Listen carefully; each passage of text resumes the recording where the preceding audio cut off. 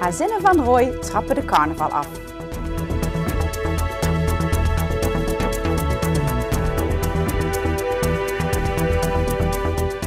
Al 32 jaar gaan de Hazinnen van Rooij, traditiegetrouw de donderdagavond voor carnaval, naar de Hazinnenavond.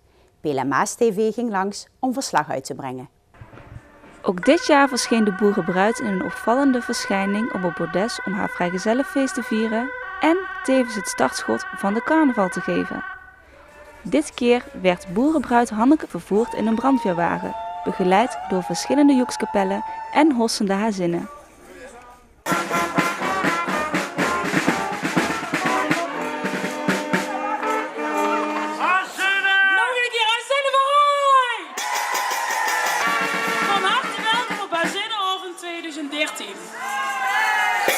Ook dit jaar mogen wij weer met alleen de mechjes van Rooij op pad. Maar hoe verloopt zo'n Hazinnenavond precies?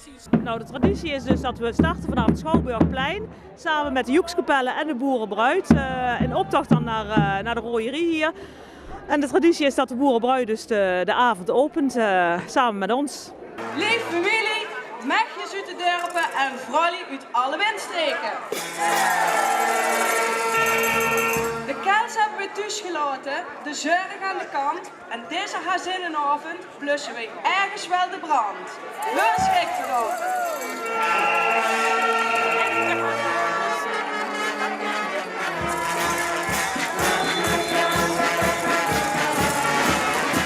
Om de traditie goed voor te zetten, vindt de commissie het tijd voor nieuw bloed. We hebben het toen van een groepje mensen overgenomen, die hebben het volgens mij 14 jaar gedaan. Dus die hebben dat met heel veel plezier gedaan en aan ons overgedragen. En we hebben het altijd heel leuk gevonden.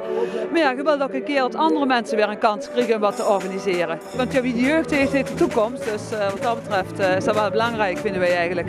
Ja.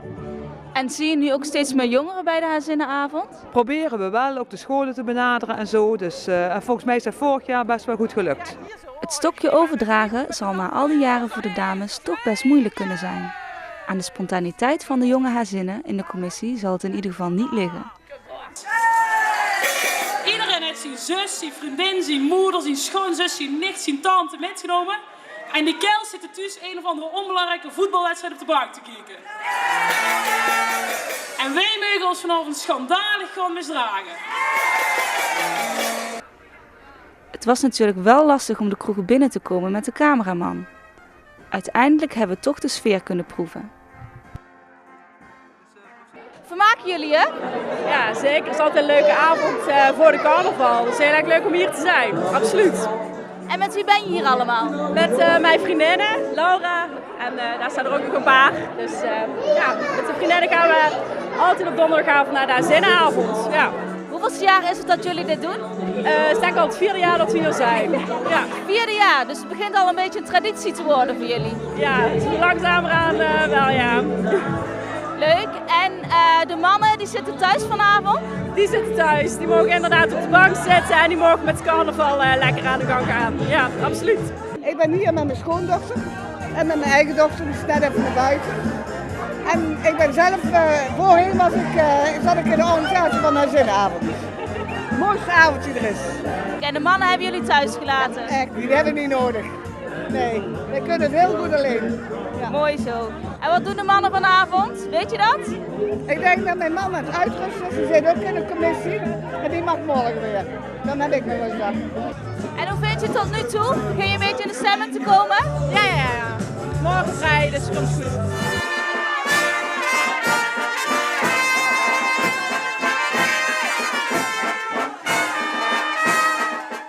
Ik zag dat er zojuist allemaal briefjes uitgedeeld werden met I love Maurice.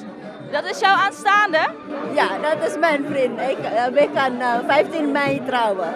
15 mei? Dus dit is eigenlijk ook jouw vrijgezellenfeest? Ja, zo. Weet je. We zijn allemaal collega's en vriendinnen. Dus, het is geen boerenbruidegom, jouw aanstaande? Nee. We gaan echt trouwen. En 15 mei. Ja, klopt. Maar hij is geen boer? Nee. Helaas. Nee, gelukkig niet. Gelukkig hebben we nog boerenbruid Hanneke kunnen spreken. Wat verwacht zij eigenlijk van de carnaval? Vooral één groot feest en de rest komt allemaal vanzelf. Ik laat me wel een beetje leven, denk ik. En heb je ook een speciaal motto voor dit jaar? Dit jaar, uit het vurig boerenland, zorgen wij dat de confetti niet brandt. Hoe ben je er morgen aan toe? Ik denk een beetje brak, vooral heel moe. Want morgen vroeg om 8 uur word ik bij mijn aanstaande op het ontbijt verwacht. Omdat we morgen bij de scholen langs gaan. Dus het wordt een kort nachtje. En heb je hier al wat mannen gespot? Nee, eigenlijk nog niet. Ja, behalve jullie cameraman. Maar er zijn dus niet mannen die hier stiekem binnen proberen te komen om toch... Nee, ik heb ze nog niet gezien. Wie weet, misschien heel goed vermomd. En stel dat je er dan toch eentje tegen zou komen. Wat zou je er dan mee doen? Ik weet nog niet precies wat ermee gaat gebeuren, maar ik denk dat hij het wel heel zwaar gaat krijgen. Voor de mannen van de Joekskapel gelden natuurlijk andere regels. Ik noem dat een unieke kans om in het café te komen. Hè. Normaal lukt dat niet, maar als je dus bij de Joekskapel bent, dan mag je naar binnen. Dus het is, zoals ik net al zei, het is uniek. Dus, en ik geniet er gewoon van. Ook al is dit dan een unieke kans, als muzikant moet je natuurlijk wel op je tellen passen. Wij zijn van de betere helft. En de bedoeling is dat wij vanavond in de verschillende kroegen muziek gaan maken. Ja. En de slechtere helft, waar is die? Die hebben we niet. En als het al is, dan zit het thuis. Dus uw vrouw is niet haar zinnenavond gaan vieren? Nee, die is niet op de hazinnenavond. Maar dat is ook niet de mindere helft, hè? Omdat je zei dat de slechtere helft thuis zat. Nou, dat zei ik niet, hè? Dat hebt u niet goed geluisterd, dat zei u. En hazinnenavond was pas het begin van carnaval 2013.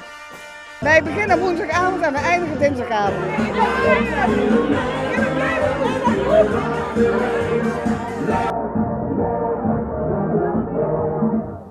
Tot zover dit Pelemaasjournaal. Deze uitzending wordt herhaald tot zaterdagmiddag 12 uur. Morgen staat het journaal in het teken van het schoolcarnaval. Ik wens u nog een fijne avond en een mooie carnaval.